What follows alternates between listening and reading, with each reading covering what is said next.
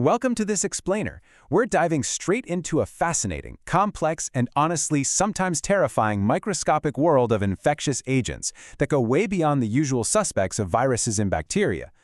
We spend so much time focusing on viral outbreaks or bacterial infections, right? But today, we're looking at a completely different class of invaders. We're talking about incredibly sophisticated organisms that have evolved highly specialized tools to survive, thrive, and occasionally make us their home. Okay, let's kick things off with a staggering number, 40. Out of an estimated 80,000 species of fungi out there in the world, just 40, 40, are responsible for 90% of all fungal infections in humans. Think about that for a second. While there are maybe 500 medically relevant species floating around, it's this tiny, elite fraction of fungal pathogens doing almost all the damage. It really shows you how uniquely adapted certain species have to be to survive the extremely hostile environment of the human body.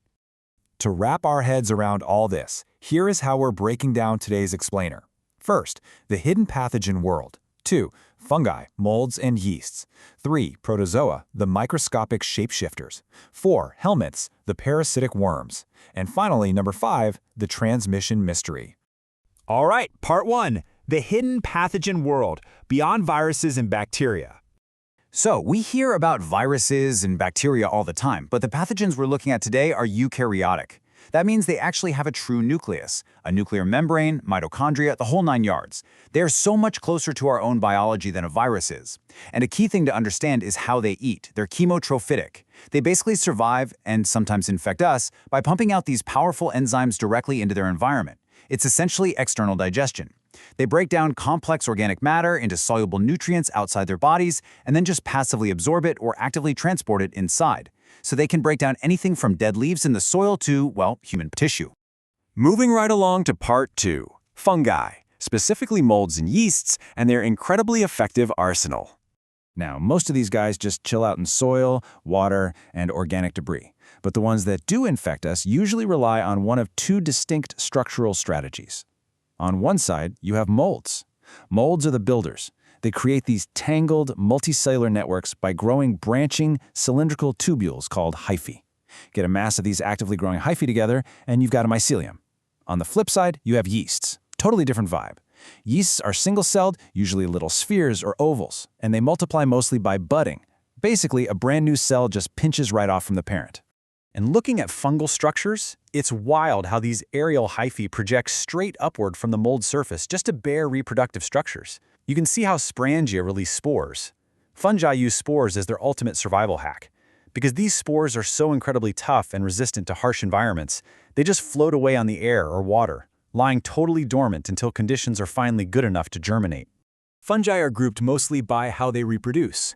And when you compare a phylum like Zygomycota, which includes your standard bread mold, to Ascomycota, there's this massive, frankly, terrifying imbalance. The Ascomycota phylum contains roughly 85% of all human fungal pathogens. That's huge. This group packs a punch, including notorious yeasts like Candida, which causes thrush, plus a bunch of complex molds. They usually reproduce sexually using a little sac called an ascus, but they can easily reproduce asexually too if they need to. Okay, section 3, Protozoa. These are the microscopic shapeshifters, the single-celled survivalists. Unlike fungi that kind of just sit there and absorb things, lots of protozoa are active hunters. They swim through their environments, and yeah, that includes our bodily fluids. Take the Sarcodina class, for instance, your classic amoebas. They don't have a rigid shape or outer shell. Instead, they use these crazy shape-shifting extensions called pseudopodia. It literally translates to false feet. They use these false feet to drag themselves around, but also to ruthlessly trap and engulf their prey, just completely swallow them up. Contrast that slow amoeba crawl with the elegant but absolutely deadly swimming of flagellates, like Trypanosoma. These belong to the Mastigophora group. They cruise around using a long whip-like tail called a flagellum, plus this undulating membrane, to swim actively through fluids like blood. Trypanosoma is actually the parasite behind African sleeping sickness, and it uses this advanced movement to physically dodge our immune responses. Pretty wild, right? The protozoan world is just full of these extreme contrasts. Look at Plasmodium. It's part of the Apicomplexa group, and it actually has 0 specialized organs for movement. None. But it has an insanely complex life cycle involving 2 hosts, and it's the parasite that causes malaria. Then, compare that to a paramecium, which relies on hundreds of tiny beating hairs called cilia. It uses those cilia not just to zoom around, but to actively sweep food particles straight into its mouth opening. Two completely different survival strategies. Moving on to Section 4, Helminths, the parasitic worms, or as I like to call them, the macro-invaders. All right, we're stepping way up in scale now to the helminths. These are complex, parasitic worms that literally feed on living hosts to get their food and protection. And unlike the microscopic stuff we've covered so far, when these guys reach adulthood, you can often see them with the naked eye. Because they're so complex, we categorize them based on their body shape, cavity, and digestive system. The big divide is right here. You've got your platyhelminths, which are the flatworms, and your nematodes, the roundworms. The structural differences between these two are night and day. Flatworms, the platyhelminths, are flattened out, kind of like a ribbon. They don't have a body cavity, their gut is usually incomplete, meaning no anal opening, and most are hermaphroditic. On the other hand, roundworms, the nematodes, are a lot more advanced. They're cylindrical, they actually have a true body cavity, a complete digestive tube from mouth to anus, and they have distinct male and female sexes. Because flatworms are missing things like a specific circulatory or respiratory system, they have to stay intimately, physically connected to their host tissues just to survive. And they do this with some truly brutal attachment organs. They're armed with suckers, hooks, sometimes even grooved plates, just to cling as tightly as possible to our intestinal walls or liver ducts, completely fighting off the body's attempts to flush them out. And all of this anatomy plays into some unbelievable life cycles. Let's track a nematode's journey from the outside world right through the human body. First, an embryonated egg gets swallowed.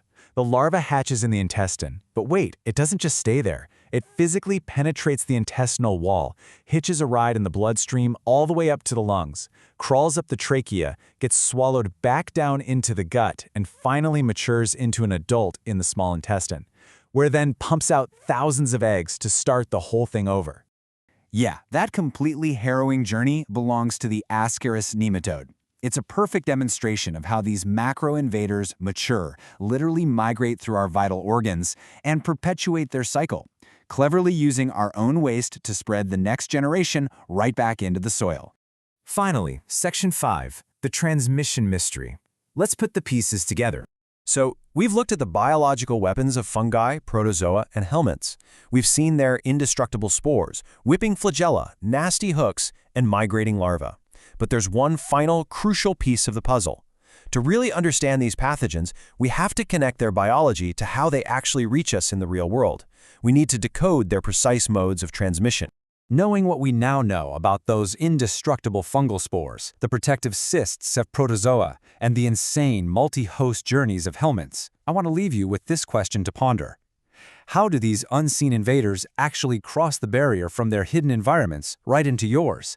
Is it the water we drink, the air we breathe, or maybe the insects that bite us?